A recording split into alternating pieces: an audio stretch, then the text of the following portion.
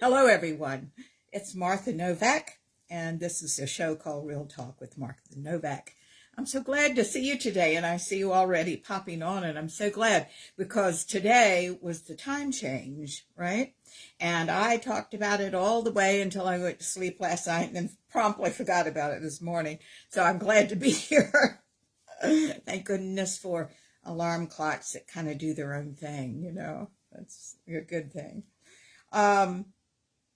Guys, we have an important topic to talk about today, which is loneliness. Boy, do we need to address this. I think it's a very important issue, but it's a complex one. There are a lot of extensions to it. And we're going to talk about what it is and its many aspects, how to recognize it in your life. And the important thing is to recognize it because the answers in how to deal with it and what to do about it are right there, but only when we define what it is we are lonely about. Got some stories to tell about it too. So we're all going to be in this boat together today. So let's do a quick prayer to get us all on the same page. And then I'm going to launch in with talking about this. We are a live show today, so if you want to call in, that call-in number is 347-850-1647. You would think after all these years I would know it. Now, keep in mind, that's the number that will get you on the air. That's not the number you just tune in to listen to. You can go to Blog Talk Radio and put in Real Talk with Martha Novak, or you can go to Facebook Live and do the same thing, or you can go to my website, which is marthanovak, Novak.com, and there's a there's a little heading there that says Radio Show. If you click that, there are two buttons, one for Blog Talk Radio, the radio show, and one for the Facebook Live radio show, and you can see me. Not that you're missing anything if you tune into the radio side today, because my hair is kind of wild. All right, kids, let's do a prayer, all right? And then we'll start talking. Dear God, thank you so much for the opportunity to be together, to express our loneliness to ourselves, and possibly to each other. To learn about it, to hear your voice through whatever messages we receive so that we will know how to make ourselves happier. We understand, dear God, that we must be a full participant in this life. And that means energetically moving and changing and growing and deepening and evolving into our authentic selves. We peel away the layers now to see who we really are. And we express it now to the world, to the show, to everyone we know. We ask for the realness of our being and the reality of what we're doing, that we may change, that we may embrace change and grow. We say this prayer now in your name, in the name of the Ascended Masters, our love-centered guides and friends, and in the name of each and every person listening to the show today. Thank you for doing so. And so it is. Amen. I see some friends. Howdy do. I'm so glad to see you. Okay, let's talk about loneliness. Now, before I go into all the research I pulled and what I have found and talk from some things, I'd like to talk to you, just us talking, okay? I think one of the big points, one of the important points that we forget about when we're lonely is the fact that love is all we are. We are love. And in our emotional immaturity, and by the way, next week I'm speaking on emotional maturity and how to be more emotionally mature. Therefore, in our ego child's minds, we don't realize that love is not about being loved. We spend our lives and our energy and our worries and our fears and our searching for love to validate something in us that is missing. We're going to talk about that today. But I am here to tell you, life is not about being loved. Life is about loving. Why? Because that's all you are. Now, when you were a kid, you had to distort love. It couldn't be itself. I was horrified the other day to read some sort of essay from a man who was supposed to know. And he was very proud that he had raised God-fearing children. God-fearing. Wow.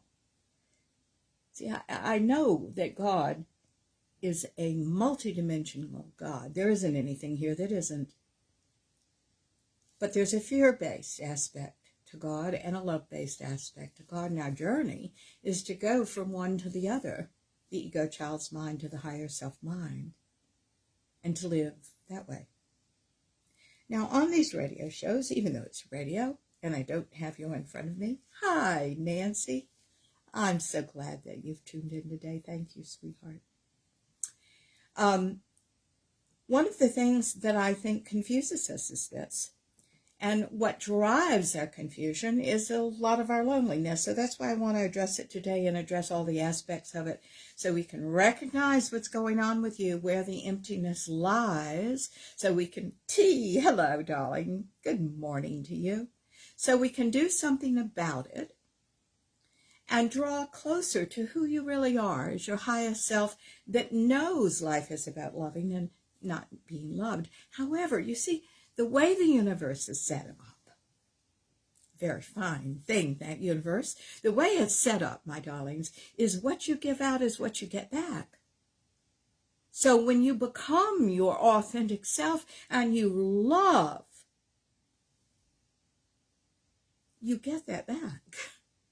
You just are going to get it back. This is beyond fantasy. This is just the way it works. Energy attracts energy. Right? So please remember, as we go into today in this discussion, love is all you are. And life is about loving, not being loved, although don't think for a minute you're not going to get it back. You will. See, when our ego child's mind states we're in lack, darlings, the finest of us in the nicest homes somehow feel deprived. And in that, we grasp and search and say, well, I want my share. And when you hear a phrase like, life is about loving, not being loved, do I go, oh my God, I'm going to, be some sort of sacrificial somebody and I'm not going to get what I've always wanted and it's abhorrent. But you're denying the way the universe works. And to me, not living who you are as love is hard. You're choosing a hard life when you do that, because that's all you are. You can't protect yourself there. You can protect yourself through discernment, of course. But what I'm saying is love is vulnerable, love is kind, love is generous, love is willing to be a steward for things. And it's willing to serve.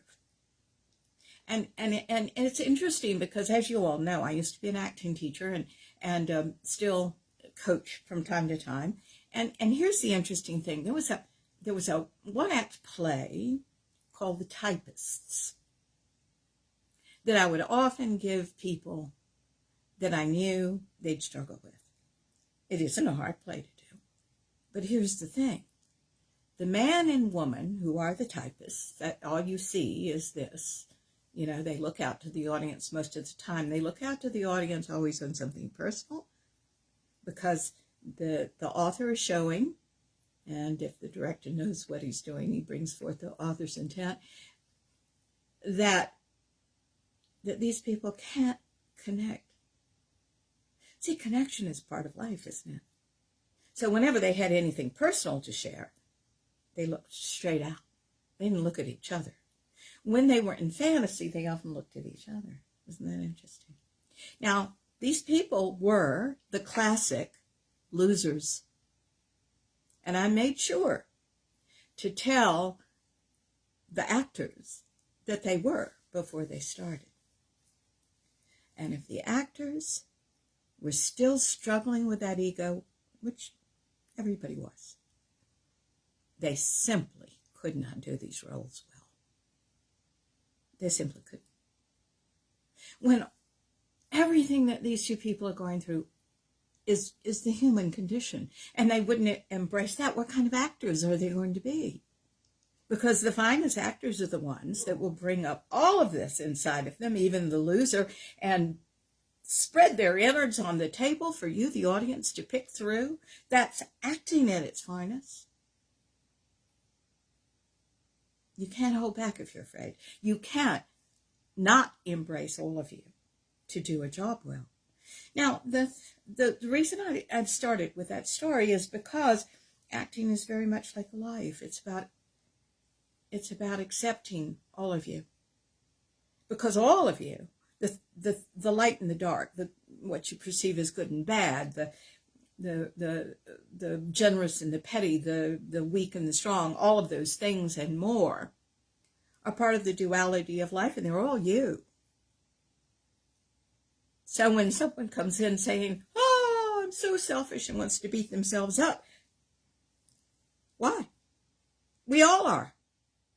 We are everything. And part of the journey to deeper levels of consciousness is being everything and knowing you're everything and making better and better choices, of course, for yourself as you grow and deepen and evolve. But I think this is part of loneliness. It's the non-acceptance of us as human, as having these traits, light and dark, good and bad.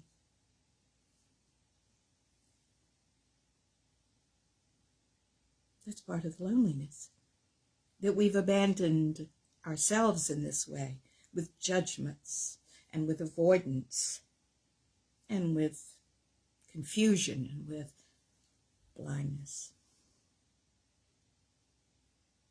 So,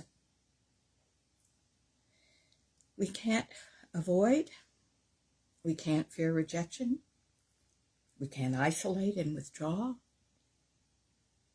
Loving is not any of those things. The loving that I'm talking about, that you are.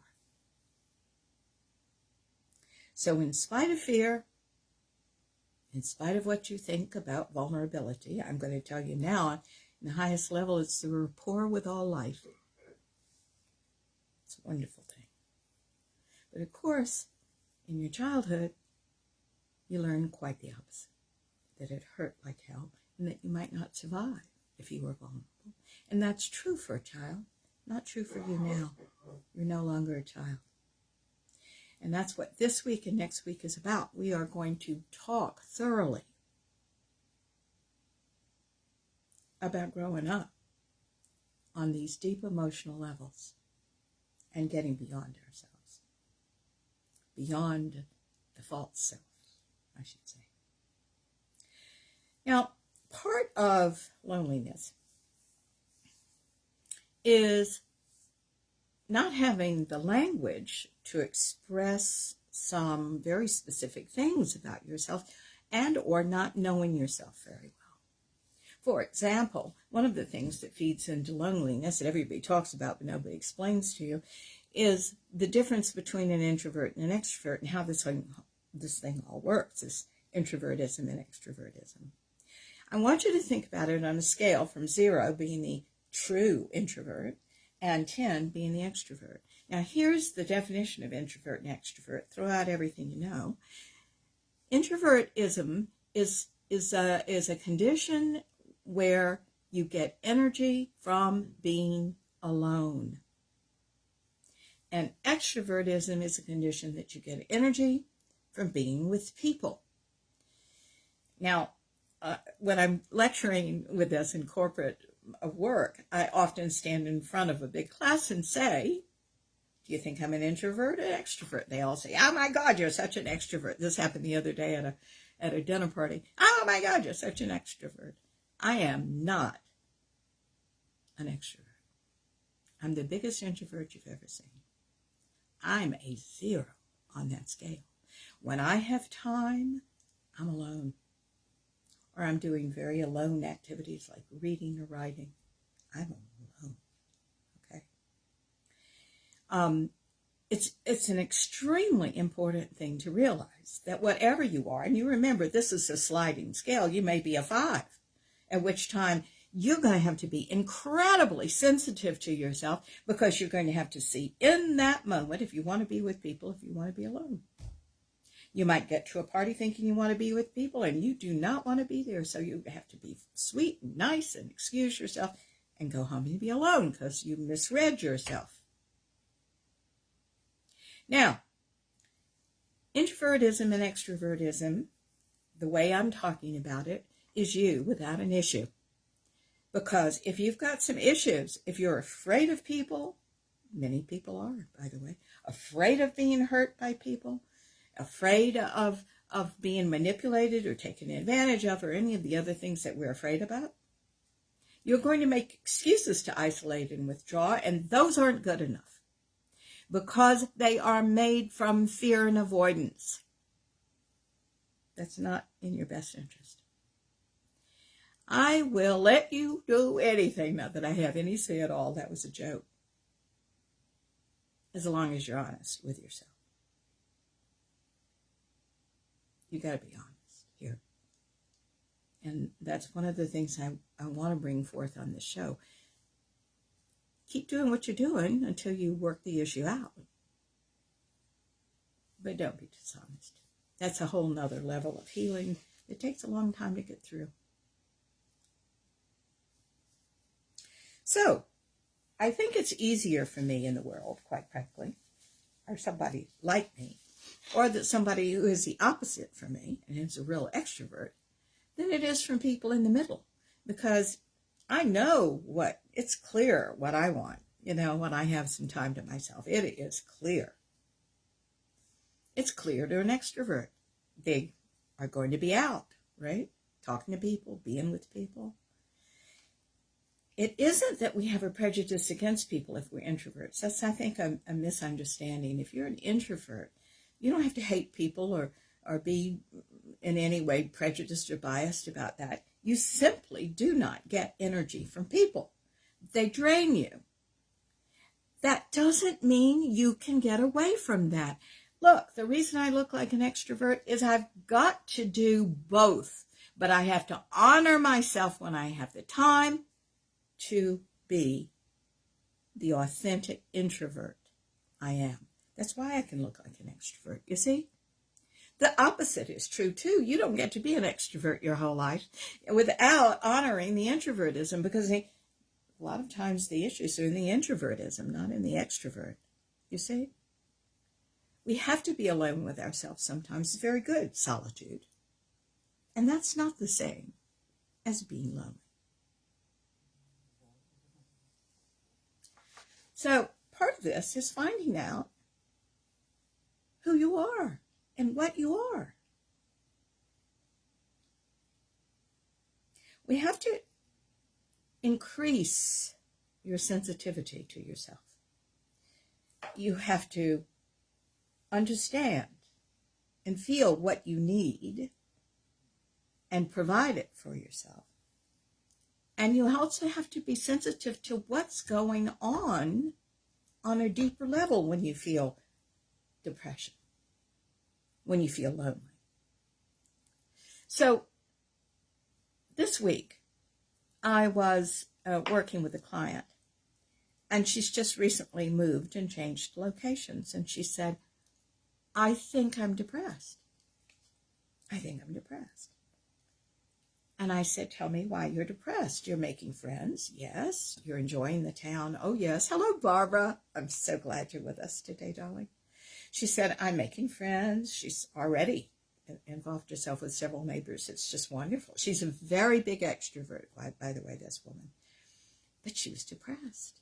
And she said, I have plenty to do. I've got an agenda of all the organizations I'm going to join and the classes that I want to take. She's a big yoga person and that kind of thing. She said, but something is wrong and I don't know what, and I'm very depressed. Well, the interesting thing about this is when she moved to this town, sight unseen, she decided that she would book with a B&B. Why? Because she didn't want to fool with it. She just wanted to get there. Okay? Guys, always, always check out where you're going. It's worth the trip and will save you a lot of heartache.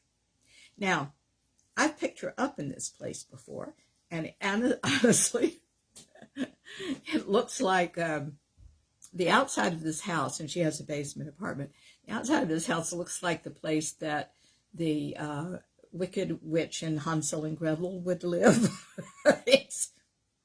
It's intense, okay? It's a intense house. Not very pretty and kind of weird.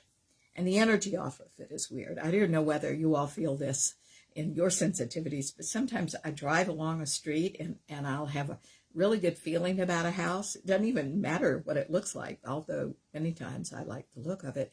And then sometimes you just go, whoa, want to run. I felt that too when I was spending time trying to find my house. There's just some energies that turn you off. Well, anyway, so we talked for about 5 minutes, and I said, darling, I know why you're depressed. I know why you're extra lonely. I know why all of these negative feelings are intensifying for you. And she said, why? And I said, you absolutely hate where you're living. Now, I have not been in there. I think that's not an accident that I haven't been in there. She invited me to the outside to pick her up, but not into the basement. But hello, John. Oh, I know, babe. Yeah. John lost his wife 5 years ago and lost his mother recently. And he says he's been so lonely. And John, you're one of the people that I want to talk to today about all this as we go through it. So I had you in mind as we were doing the show. And I care about you very much, and I understand. I've lost my family too, except for some third cousins and I have one second cousin that I just only recently met. And everybody else, all my close family, is passed. So I understand how difficult this is. And I had some lonely times too after I lost everybody that was close in my circle. So I get it, okay? And I will never feel what you feel or what anybody else feels. But on the level I can get it, I get it. I've been through my own stuff. So we're going to talk about that in many aspects today, okay? So let me go back to this quick story, and then I will finish it. My friend had some trouble with her computer, and my husband went over to fix it, and of course she let him into this apartment, and he came out, and first of all, my husband's an engineer. He could care less about spaces and decorations and things like that. I care about that. He doesn't. And he came out and he said, boy, this is the worst place I've ever been in my life. Now, I know this woman real well. We've worked for quite a long time. And one of the things I so appreciate about her is that she has a huge appreciation for beauty. What do you think happened to that value? What do you think happened to that characteristic living in a dump? And then she says she doesn't know why she's depressed and lonely. Now, the depression is emphasizing the loneliness, by the way. It has to do with her living space. It has to do with her living space. But for some reason, She told herself, oh, I've only got 3 weeks to go, and it's going to be all right, and I can make this. And she was forcing herself. She was brutalizing herself emotionally. She didn't let herself say, I hate this place. How am I going to stand 3 more weeks? Which is very important to acknowledge. Because if you don't acknowledge how you're feeling, the result is depression. That's why we're doing emotional intelligence next week or the following week, whenever we finish this one. Okay. So, guys, I tell you that story because you just might need to be more sensitive to yourself to know what's going on. Some of what I'm going to talk about is going to be obvious. Some of it is not going to be so obvious. Some of it is going to require you being very sensitive to yourself to really see what's going on in an honest manner, emotionally honest manner. And number 2, it's going to require you to change. Many times, that's scary. But change is just the movement of God. It really is. Hello, Sharon. Oh, aren't you, dear? Thank you, Sharon. Sharon is new to us, so we welcome you to the community, my darling. And I love that you say that you are being beautifully challenged. Isn't that a lovely word? So, a lovely phrase. Thank you. Well, I'm glad. I'm very glad. And I love having you all talk to me about this because you all have such things to say and you tell me where you are. You know, that's big. Thank you, Sharon. You know what was funny is when I started my classes, I must have started them 20 years ago, and some of my advanced people have been with me that long. I think even a little over 20 years. This is my healing and development class. If you all are interested, let me know through the website. Anyway, what is so funny is when we all started out together, everybody was very shy about their issues. We were, you know, it's big for us to speak up and say, I think I've got that. And we had so much shame around these things, which is ridiculous. It's all part of the human experience, you know. We need to get straight and embrace it all. Now, this advanced group that I've got goes, oh, I've got that. And we talk it through and we go on, you know. It's just wonderful. Everybody knows everything now, so what is there to hide, you know. It's very cute. Okay. Let's talk about a definition of loneliness. I think that's important to know what we're talking about. Now, I am getting this from an article. Who wrote this? Kendra Cherry. Interesting name. And it was medically reviewed by Margaret Side. This is called Loneliness Causes and Health Consequences. Okay, so the author goes on to say, Miss Kendra, hello, Hope. Good to see you, baby. I'm so glad you're here. While common definitions of loneliness describe it as a state of solitude or being alone, loneliness is actually not that. Those are different things. Loneliness is a state of being. A state of being. It causes people to feel empty, alone, unwanted. And people who are lonely often crave human contact, or maybe not, depending on the introvert-extrovert thing and where you are in that scale. But their state of mind makes it more difficult to form connections with other people. Okay. So loneliness is not about being alone. Isn't that a surprise?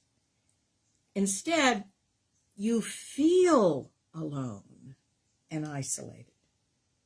And that's how loneliness plays into your state of mind.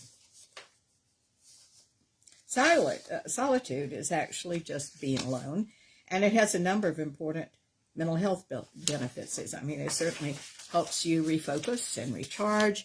From my point of view, it's a wonderful way to connect with yourself and self self-actualize, self-analyze, and self-care? Okay.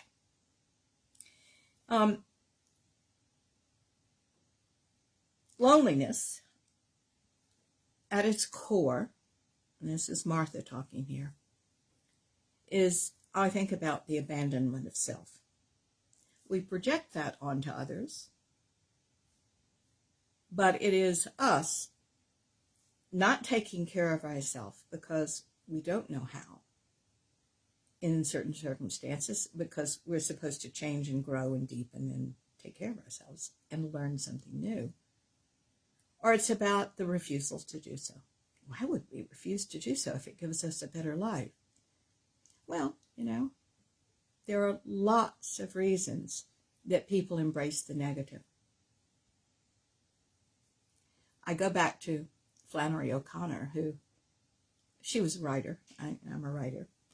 She was a writer, and she wrote short stories and books that were absolutely, thank you, John, that were absolutely grotesque. But she was a Catholic, and a really religious one, a strong one. And a reporter asked her one time, and I always tell this story, but I paraphrase. Flannery O'Connor is dead, so forgive me for paraphrasing this if I don't get it right. But what struck me 50 years ago when I read this was that a reporter asked her, he said, how can you write such grotesque stories and yet be such a strong Catholic?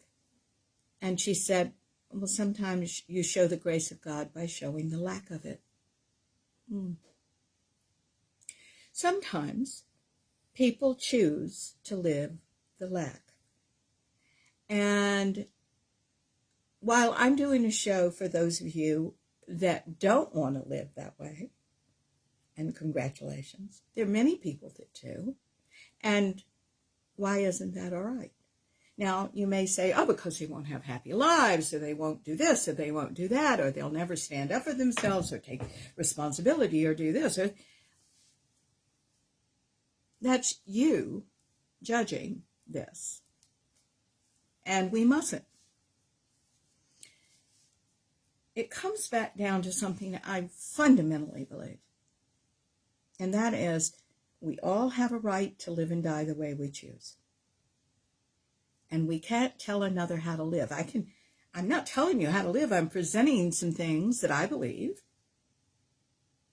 And you have the choice to believe them or not. That's the way all of life is, isn't it? And anybody who tells us, I want you to be suspicious of, because you have a right to live and die the way you choose. I wouldn't want anybody interfering with that with me. Therefore, I cannot interfere with another.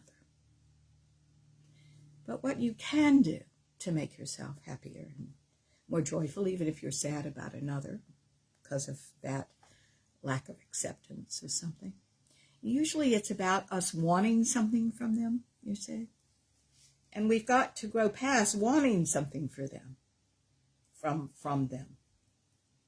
A lot of times it's just we want them to not do what they're doing so we'll feel better, right?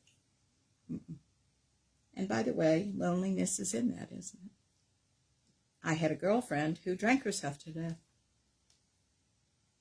I think my team and I, who we all knew her and loved her, went through a whole lot of different levels of things. And we arrived at the conclusion that we were just going to love her. If she needed to do what she needed to do, we understood she was the smartest person in the world. Oh my God, she could be teaching this instead of me. But she chose. She had a right to do that. There's a certain comfort in that, I think. So, at the core, I don't want you to lose this thread because I think it's important. At the core of loneliness is the abandonment of self. The abandonment of self. So you're going to hear a lot of types of loneliness. But they all come down to you. They all come down to what your relationship is with yourself. We're going to talk about that too. But I want to put that on the table. Now, solitude is different. And by the way, the relationship with yourself is often abandonment when you feel intense loneliness. And sometimes you've learned abandonment and you don't even know you've abandoned yourself because it was something that your mother and father did, or it's something that you had to do to survive in your household. But consciousness work is about being confronted with something like that and getting yourself back. Unburying yourself, learning how to live in the world dynamically and with discernment so you're well protected, but not in the old childish ways. Powerful awareness that comes with consciousness work, because you remember, to become more conscious, the whole thing is about awareness to consciousness to enlightenment. That's your triad. So the awareness that you become, the awareness that you become aware of in the early stages follows you all the way through, becomes great discernment, great insight, great intuition. Let me tell you, that'll protect you just fine. Without all the manipulations, right?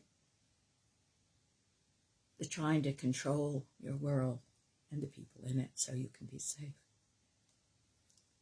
Now, solitude is quite different from this abandonment of self and the loneliness that is there. But solitude's voluntary. I want you to know that loneliness and the abandonment of self are often knee-jerk reactions. And in other words, you're not thinking. So we do a show like this to say, wake up. Let's wake up and see what we're doing so we can replace it, do something else instead, realize what we're doing. Because you see, the reason we're so harsh to ourselves is because we're not looking at what we're doing, not because we are. If it's all there clearly in the light of day, we go, oh my gosh, I don't want to do that again. You see? If we really saw the perspective, which is what consciousness gives you, the perspective on your life and what you're doing and what your energy is doing and what you're creating and not creating, well, you'd go, oh, well, okay, I don't want to do that. What do I do instead? We'll talk about that too. Hello, Judy. Oh, I'm so glad to see you today. Oh, don't you worry about being a late joiner.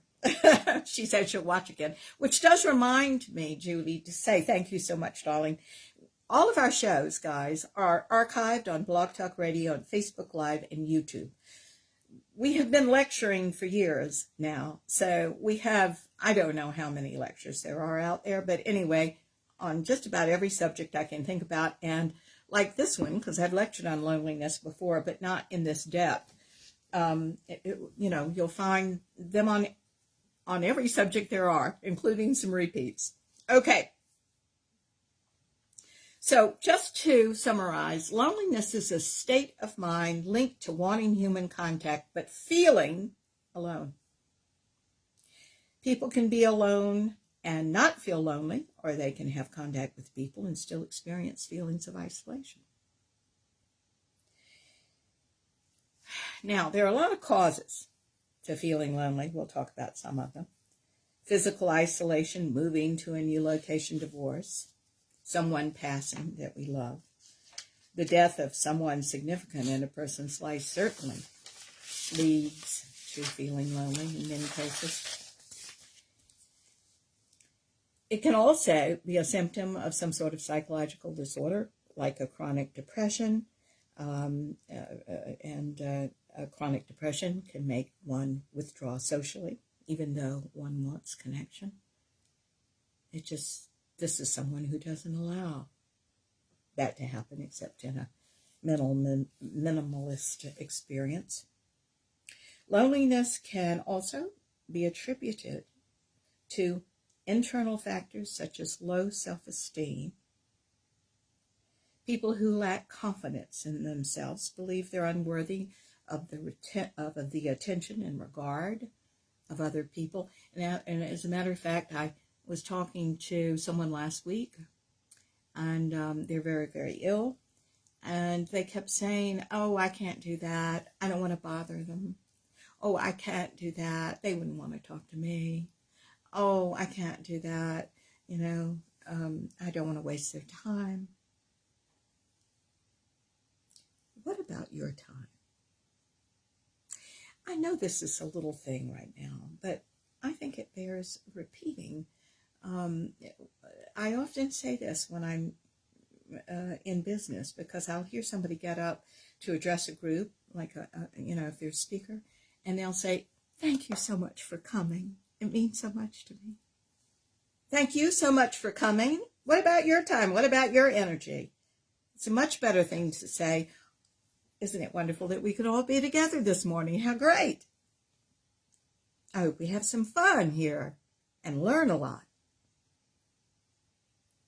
In other words, I think that most people are reared leaving themselves out of the equation. And I think that's what makes us so vulnerable to being lonely when the right circumstances present. Okay?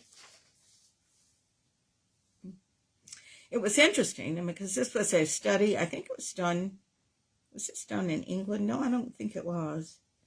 They tested people between 18 and 27 years of age, and 22% reported they had no friends at all. I think that a lot of this has to do with the rise of social media and the internet, and it is ironical, isn't it, that social media that should connect us all actually separates us all. I have finally decided in the last couple of years that I will text, but let me tell you, I'm only going to text if I'm late, or if I'm early, or if I'm here and you don't know it, sitting outside in the car, because otherwise I'm going to pick up the phone, and short of that, I'll write an email. But oh, for God's sake, don't lose this personal touch. There's something in the human voice. There's something in getting together and having someone in front of you.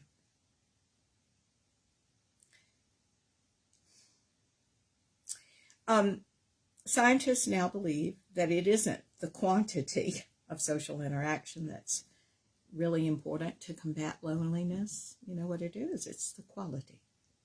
So that has to do with you and the abandonment of self, because you're not connecting if you've abandoned yourself. There's an element missing that helps you connect with another. It's an attachment rather than a connection, and a step further on than attachment, because I'm going to be friends with you and attached to you because I may need you someday. And it's all about me, and it's not about you, and it's not about the mutual experience of sharing. You remember that all relationships, if you're going to call it a relationship, is about energy going back and forth in some way. You and I have a relationship because you have decided to listen to this lecture. Thank you. Thank you. And write me and participate. And I love that. I just think it's absolutely wonderful. Some people pay me to come to private sessions for 2 hours, and I give them everything I have in those 2 hours. Okay? We exchange friendship for friendship. Sometimes one may need the other more, but that'll even out over time. Sometimes this is a relationship of any kind and variety, but energy is exchanged, whether it's money or time or friendship or love.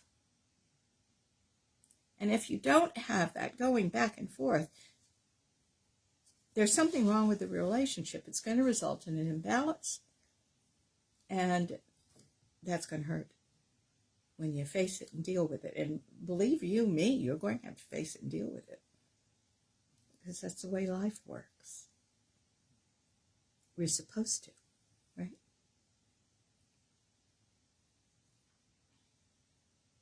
All right, so moving on. That was that article. Here is another article I thought was pretty good. 7 types of loneliness and why it matters. This author, who is, Oops, nope. It just says who it was posted by. I certainly don't mind reading that, but let me look at the end. Here it is. The author is Gretchen Rubin. Gretchen Rubin. Okay. I liked this article not only because it started me out thinking, and I ended up writing a few more. She actually says, and you'll probably think of other kinds of loneliness. I would just put those down, and so I did. So they're at the end, so hang on.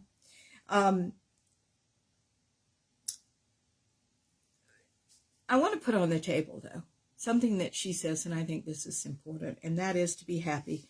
We do need intimate bonds. Now, the intimate bonds can be girlfriends. You know, I think sometimes we live in fantasy, really. We get into relationships, into partnerships, into marriage, and we have an idea in our head of what it's going to be, and it might be even kind of fairy tale-ish and magical and wonderful, and that may have been the way it started out. But let me tell you, a good relationship is based in reality. It's based in the exchange of energy. It isn't necessarily the fairy tale thing you think. I have the best husband. He's just a marvelous man. He's completely different than I am. And it's interesting because I'm a writer, I'm an artist, I feel things, I work with emotion all day long, I'm intuitive, all that kind of stuff. He is very intuitive, but he is an engineer all the way. He sees very practical things. He sees mechanical things in there. He knows how to fix anything. He goes right to the fix. When I ask him to read my book, first of all, he doesn't want to do it because that's not his thing, right? He does it out of pure love for me. And he comes up with things, even though I want to know, how did this strike you emotionally? That kind of thing. I have another dear cousin that will look at that and give me that kind of feedback. But he'll find things where I've made mistakes, timeline mistakes. You know, he'll say, well, if this happens here, look, you're seeing this happens here. That can't be. Right? It's fascinating. He's completely different in those aspects. Now, do we see the world the same way? Are we integrous people? Absolutely. We have a lot in common that way. But we've got to accept people as they are. And we've got to come out of this little fairy tale thing saying, you know, everybody's got to be like us. They have to know the right words to say. Now, if you're going to have a relationship, guys, whether it's a deep friendship or a romantic relationship, you're going to get hurt. Back to life. You're going to have to work through things. There's wonderful opportunities to work through problems. The problems are within you. You see? Okay. Oh, is that so funny instead of too funny, John? Okay. Okay. I will assume that because I don't understand that remark. All right, guys. And by the way, those of you listening on Blog Talk Radio, I'm talking to people that are writing me on Facebook Live. Okay. So she goes on to say that being alone and being lonely aren't the same thing. Loneliness feels draining, distracting, and upsetting. Why? Because you've abandoned yourself. Thank you, John. You've abandoned yourself. And desired solitude feels peaceful and restorative and creative. It's a wonderful space. Now, it's interesting because everybody experiences loneliness differently. Sometimes, you know, you feel it to various degrees. It's a definition that is kind of nebulous, and we don't even know what we mean by it until we start talking in precise language like this. So that's one of the reasons that I'm putting these very little picky points down for you to look at. So there are 7 types of loneliness. There are many more. We are going to talk about that. But these are hers. There's new situational loneliness, like my friend who moved to the town. A new city, you don't know anyone, you've started a new job, you're going to a new school, all those things could play into this. However, isn't it interesting that my darling friend moved in a new town and started blaming it on that instead of a bad decision that she made in her living experience? Isn't that interesting? If she had just looked at that and gone, is it this town or is it the move? No, I'd love all of that. Here is Schnitzel again. You know, he comes to every session, to every class that we have. My little cat, one of my little red cats. So she didn't look deep enough at what was going on. Now, why didn't she? Because she made a mistake. She should have seen that house. She got it, and she's seeing all subsequent places that she's going to live. She said, I'm going to do that. But she wouldn't admit that this was a mistake on her part that she has learned from now, and that she's not happy. Why keep telling yourself, I'm so happy? And this is what spiritual people do sometimes. They think, I shouldn't be unhappy. I shouldn't be angry. I shouldn't be this. And it's the denial of self. And you can put it another way. How about the abandonment of self? Ooh, there's a tail. How about the abandonment of self? That's what it is. It's the abandonment of self. Stop doing that. That's one of the ways you're doing this abandonment of self. Be honest with yourself. Embrace what you are and what you feel. In that, there's a freedom. There was a big relief from her depression the moment I said, you hate the place you live in. She went, yeah, I do. Okay. Number 2.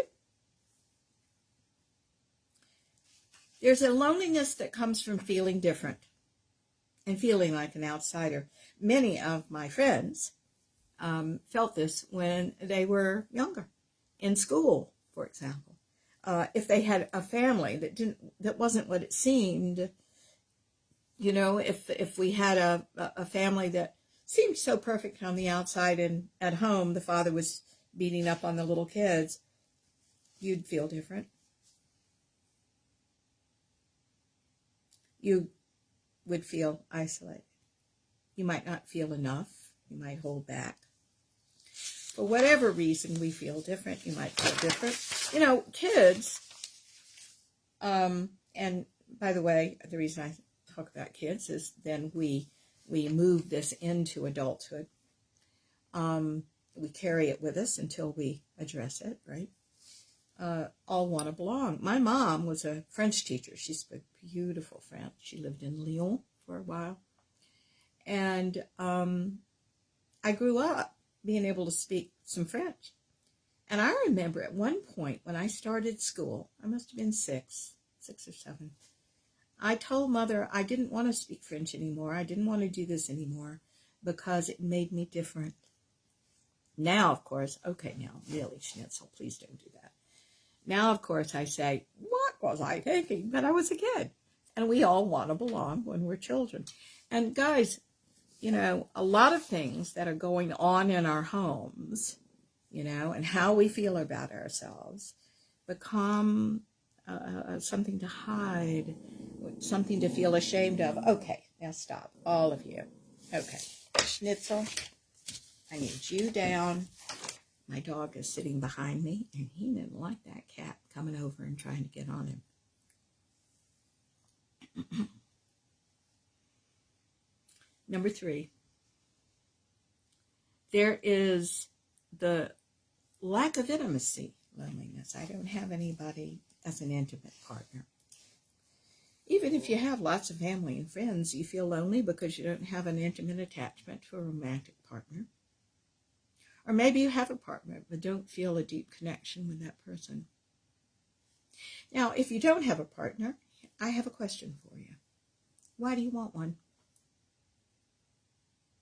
Because answers like, if you don't mind, I'll jump ahead to the answers.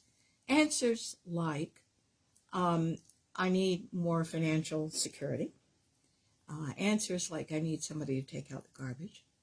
Answers like life's just too hard by myself. Answers like I'd like to travel, but I don't want to do it alone.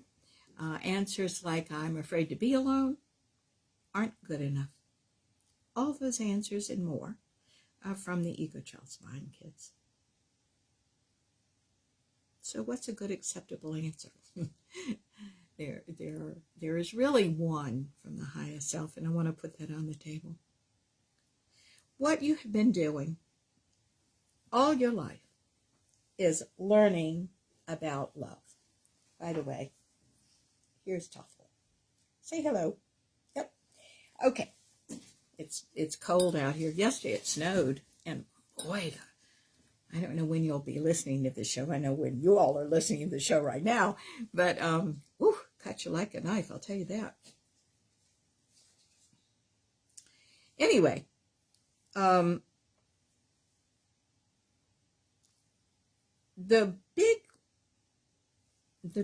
big good answer for why do you want an intimate partner is this.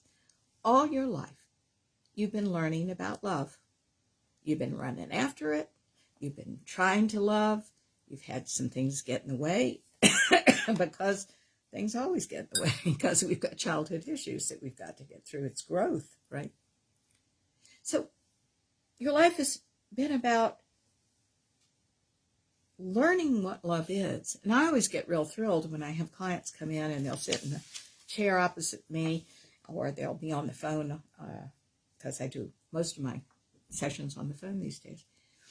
And they'll say, I don't have a clue what love is. That's a great place to start. It's a great place to start. Because really it means that I am surrendering a lot of my pretenses so I can find out the truth beyond what I'd like it to be.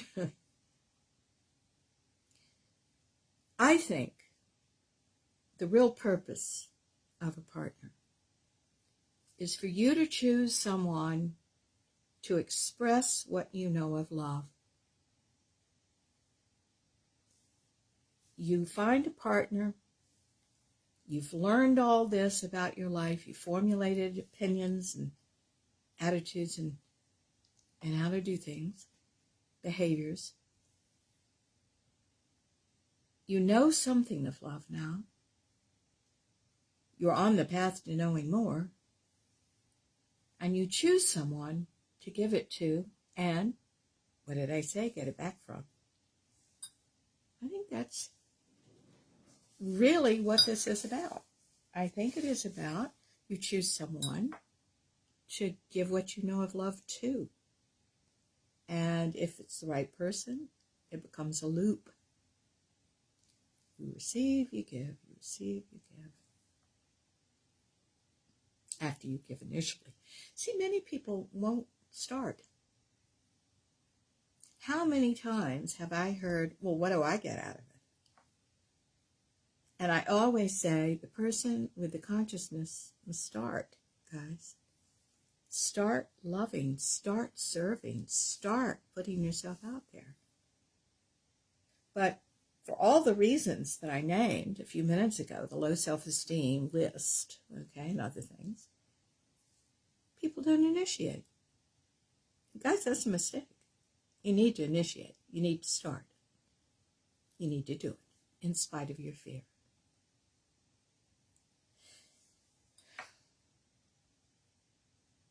I think, too, I'm going to go back to something I mentioned before. You've got to accept that this isn't a fairy tale. Love isn't a fairy tale. It's a privilege, by the way. It's a privilege that helps you forgive and go on and accept differences. But it isn't a fairy tale. And it's not going to match a fantasy that you have. So we have to be very real. We have to know who we are choosing. That means take some time. Know who you're choosing. Know the flaws and the virtues. Know it all. Okay. Number 4, there's a loneliness that has to do with not having animals, believe it or not. Now, I have this, by the way. I can't imagine my life without animals. I wouldn't enjoy it. The times that I have been traveling without an animal, I have a little small dog now, as you just saw, and he goes just about everywhere with me. In fact, he does go everywhere with me. But at one point, I had a very big dog. I've had big dogs my whole life until this little one, and they oftentimes couldn't go. I have cats. I feed all the wild birds and the squirrels and the chipmunks and anything that comes by, the raccoons. Okay. Now, everybody doesn't feel this way about animals. And I don't feel, she says something here that you're sustained by these animal relationships in a way that human relationships don't replace. I don't buy that, because I love people and I love animals. I love them all. It's because I am love. Forget this thing, I prefer people to animals and animals to people. Forget that. You're supposed to just love. However, there is an acknowledgement here that some people don't love. And this, the author of this article said, I don't happen to love animals this way. And that's just fine for her. I do. I that's just me. So I'm drawing back the curtain a little bit. I really love animals, but I love people too. And it's not one above the other. It's all of them. It's inclusive. Number 5. There's the loneliness that comes with you not caring for yourself. Not caring for yourself in the day-to-day, the hour-to-hour.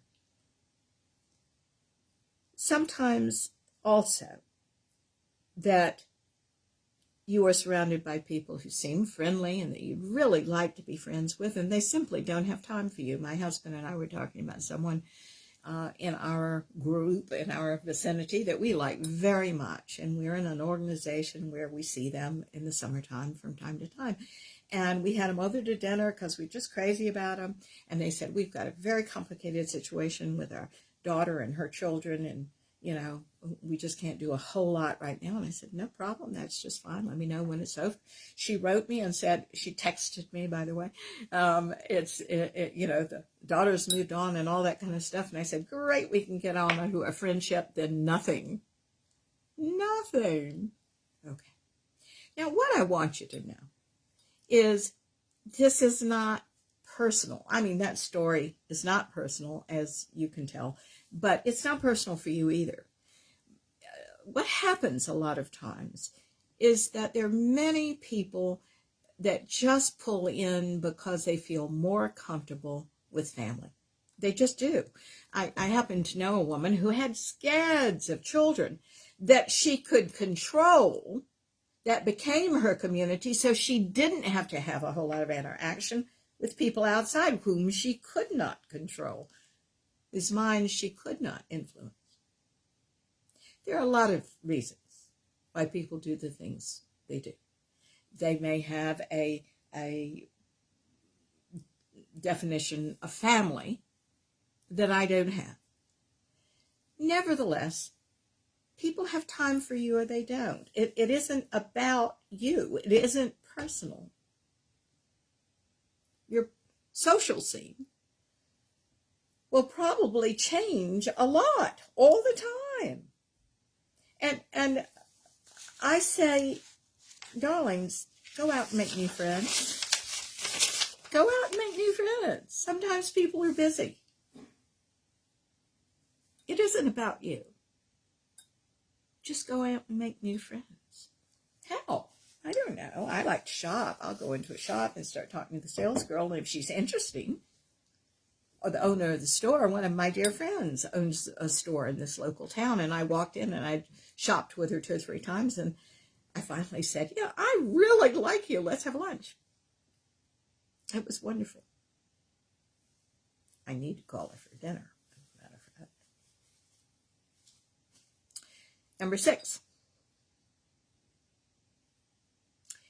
There is a loneliness that comes from choosing the wrong friends. We've all in our lives have chosen people to be friends that aren't trustworthy. You know, there's a wonderful characteristic that that people have. It's really a sweet one. We want to believe the best in everybody. I mean, this is what human beings do. We want to believe the best in everybody. That's marvelous, but that without discernment that can get you killed. I mean, all of those lovely young ladies that Ted Bundy approached, you've heard me say this before, wanted to believe the best of this lovely young man who said, I've got a broken arm, broken leg. Can you help me get to my car and put these books in my car? Can you put them in for me? And then he hit him on the head. All of these people, I think, probably overrode something in them that said, don't. It isn't right. There's danger. Maybe not. I don't know. Sometimes I think these things happen because we're in cooperation in some strange way.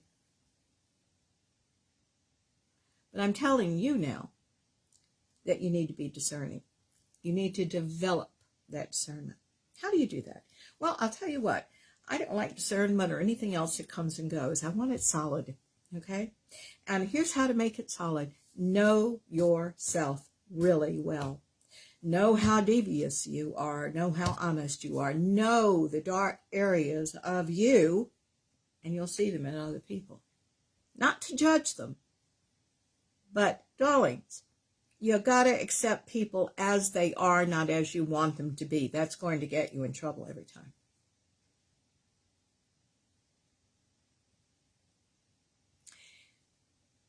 This writer goes on to say an important element of friendship is the ability to confide and trust in someone. So if that's missing, you're probably going to feel lonely. Even if you do have fun with your friends, right? They may be great fun. There are people that I know right now that are great fun, and I enjoy being with them thoroughly, but I'm not going to tell them certain things about what's going on in my life. I was talking to someone the other day about a neighbor years ago that I had. And this neighbor came from a family that told you what to do. That's how they cared about you. So when I shared that a friend of mine was dying, just to share and confide and trust and enjoy each other on the deeper level, she went to town on me with a list of things I had to do, and I had to do now. A lot of judgment, by the way. And all I said is, she's going on about this, is I'm extracting myself as soon as possible, number one. And number two, well, I'm never going to tell her anything deep again. Stay right on the surface. We'll talk about the weather. We'll talk about the food. We'll talk about recipes. Nothing else.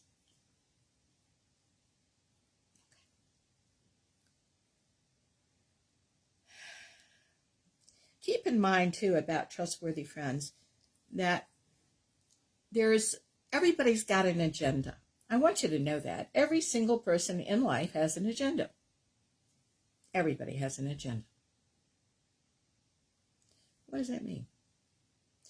Well, let me give you an example. I have an agenda for you. I'd like to talk about all these things. I'd like to ask you questions for you to think about that nobody else asks. I'd like you to open your mind. I would like you to find the peace that's here for you in consciousness and deeper levels of yourself. We have a mutual agenda. You wouldn't be listening to the show. Huh? But everybody doesn't have your agenda. Some people want to attach. They don't want a deeper relationship with you. It's not about you. It's about them. Find that all right? Of course it is. So you need to see what's out there, okay? Certainly actions speak louder than words. And the more you know yourself, the more you're going to be able to tell what everybody's agenda is. And you'll be closer to the people that have an agenda that matches yours. That's all there is to it. I can feel when I walk into a store and somebody's trying to upsell me. They don't care about me. They just want to make a sale and make a commission. The hell with that, as far as I'm concerned. Okay? Wake up. Please. Okay. Her next point is there is something she calls a quiet present loneliness, which is about, does someone stabilize you in your life? Is somebody a quiet presence in your life and they go out of your life and you miss them in some way?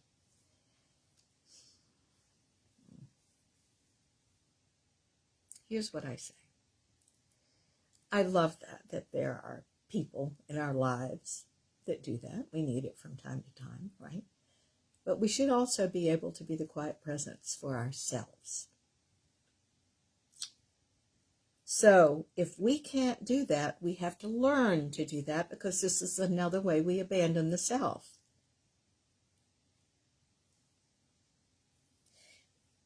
People forget that they are love, distorted love. Like I told you, that man rears God-fearing children. Fear for him is distorted love. Sometimes anger is distorted love. All these negative emotions that you might feel about your childhood home and the people in it are love that can't be itself. And that's why we can change it all back with some work on the self and the actual seeing the way things really were in reality, you see.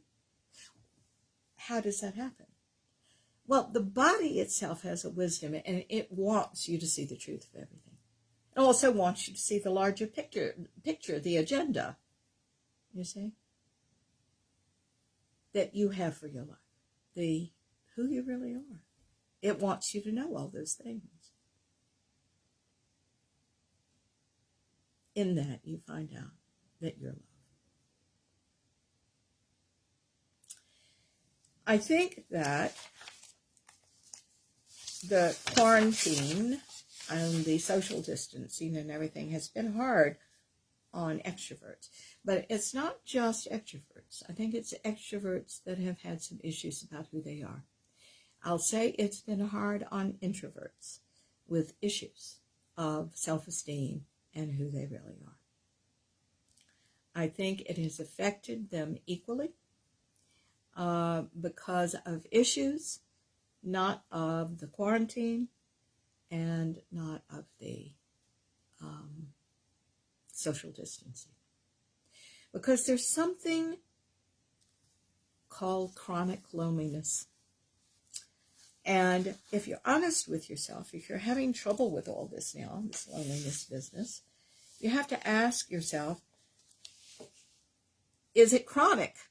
Has it been chronic all my life? The answer is probably indeed.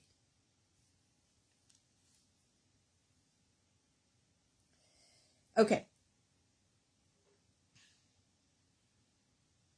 There's another article that I liked quite a lot. It's called The 5 Differences Between Existential Loneliness and Interpersonal Loneliness. It's by somebody named Seth M., who did not want to leave his last name.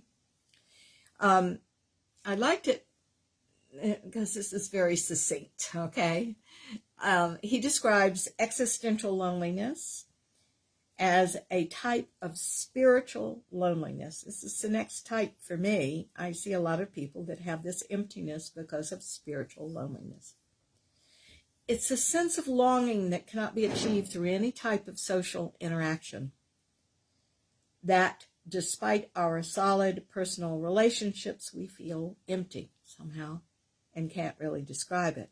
Here are the characteristics of existential, of interpersonal and existential loneliness.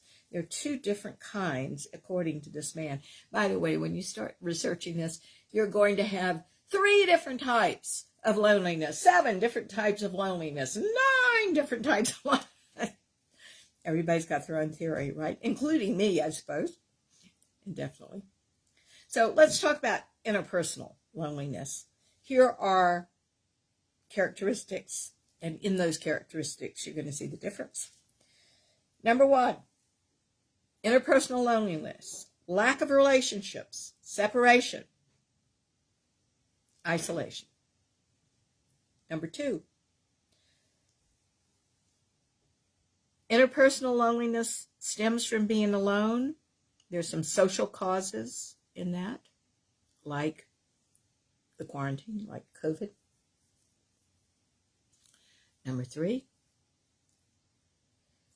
interpersonal loneliness, people who have this are dependent on the rise and fall of relationships. What do we mean by that?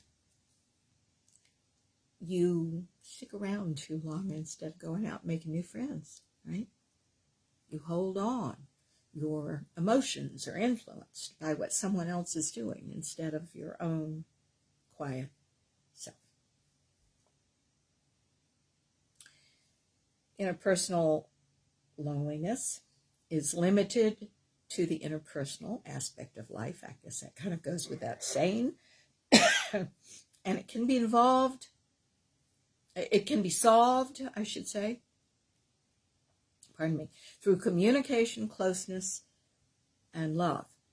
I'll say it can be solved also through service, through your extension, and you're extending yourself in love to another. Not just trying to get love. These articles sometimes are not specific enough for me, right? They say it can be solved through love. Well, what? You're going to run around and find somebody to love you for a little while and have never learned to love back? You think that's going to work? Think again. All right, let's talk about existential loneliness now. Here are the characteristics. There's a lack of wholeness or feeling incomplete in your being. Number 2, there is an incompleteness of self or inner source. Number 3, there's a permanent lack. Now, permanent is, subjective. A permanent lack of completeness, even in love. I'd say a chronic lack of completeness, even in love. Number 4, it overshadows every aspect of your life. And number 5, it cannot be resolved through love and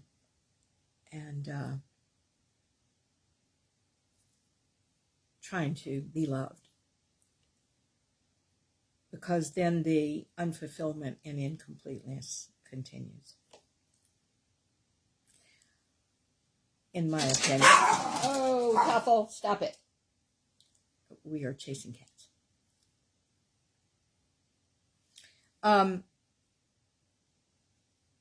Here's what existential loneliness comes down to. Someone who hasn't found meaning in their lives. This isn't, I don't mean that it's about what you do. It's about who you are. What you do comes out of who you are. There's a meaning in this moment for you, for me. There's meaning in everything.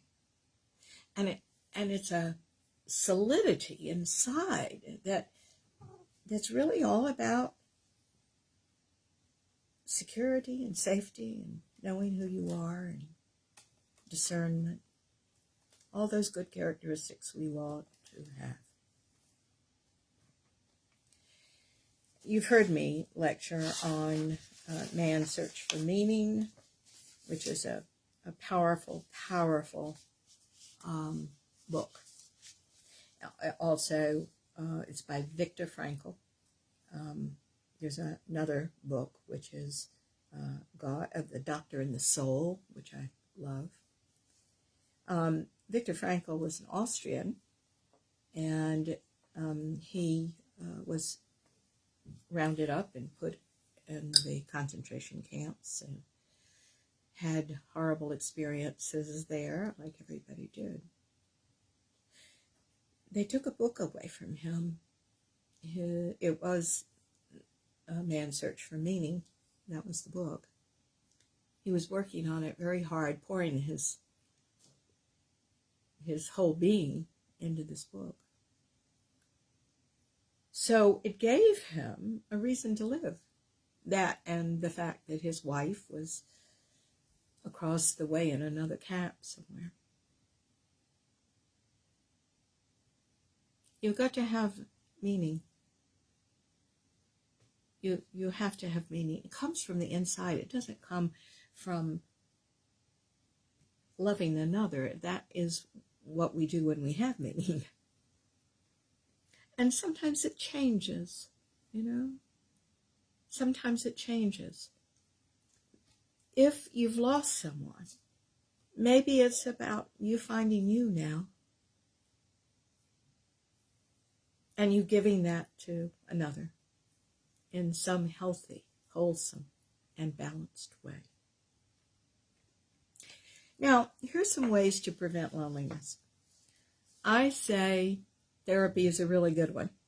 All right? Talking to somebody, doing some sort of cognitive work in some way, being heard. That's a lovely thing about therapy. It's 2 hours. My sessions are 2 hours long.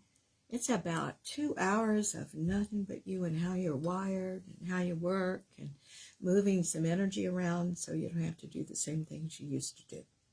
Okay? That's energy work that I do, the energy psychology.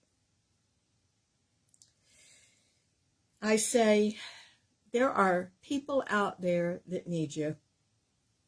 And if all of us will stop sitting around worrying about people calling us, we ought to get on the phone and call them.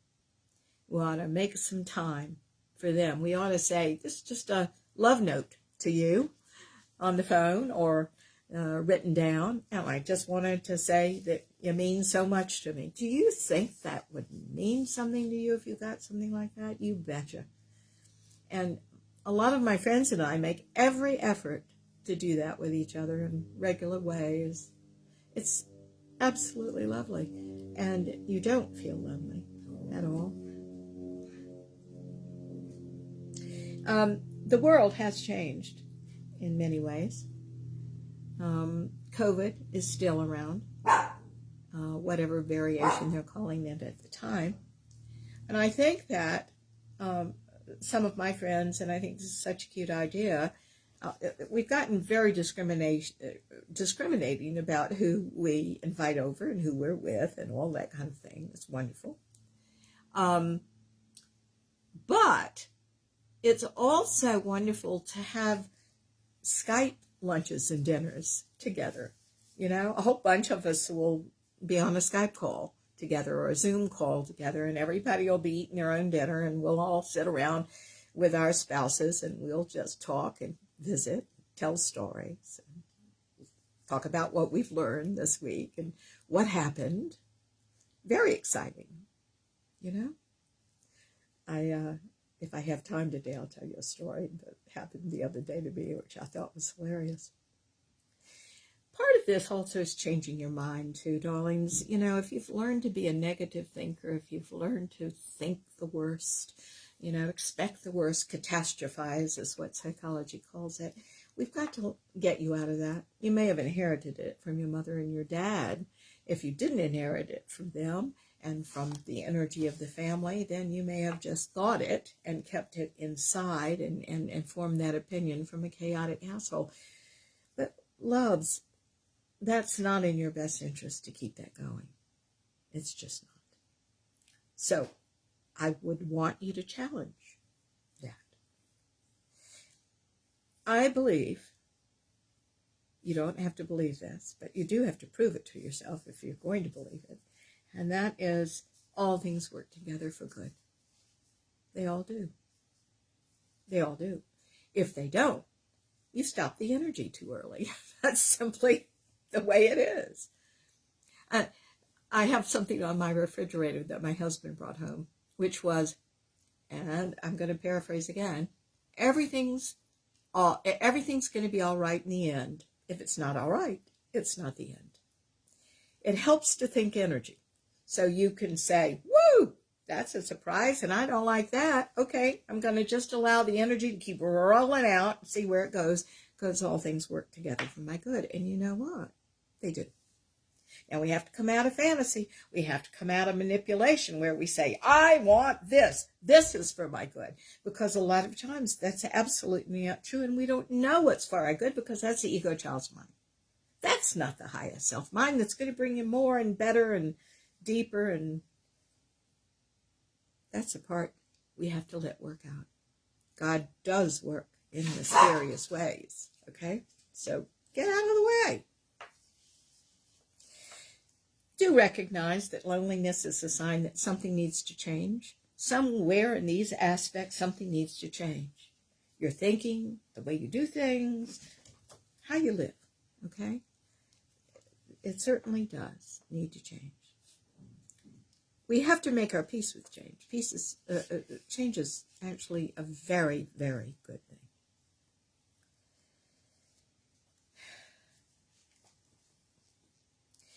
Join a group. Start your own. It's marvelous to do that. Why not? You know, I think sometimes men are reluctant. Don't ask me why. I'm not sure. I have a sweet man friend of mine who swears it's the X chromosome. Come on. But why not get a group together, you know, of a common interest? Maybe just a group online. Take a class at a college, or join a book club, or exercise together. The interesting thing, too, is I think of a friend of mine years ago whose exercise class he just adored, you know, and he was kind of insecure to begin with, so he really relied on these men. And they were all very old, much older than he was. And one by one, they started dying or getting infirm, and they never came to this class anymore. He was down to like 2 people in the class and him. But instead of going and finding a new group or starting one himself, shopping around for something that would make him happy because he was a real physical guy, he stayed there and came away depressed every time he was there. It's not in your best interest to stay too long. Read the writing on the wall.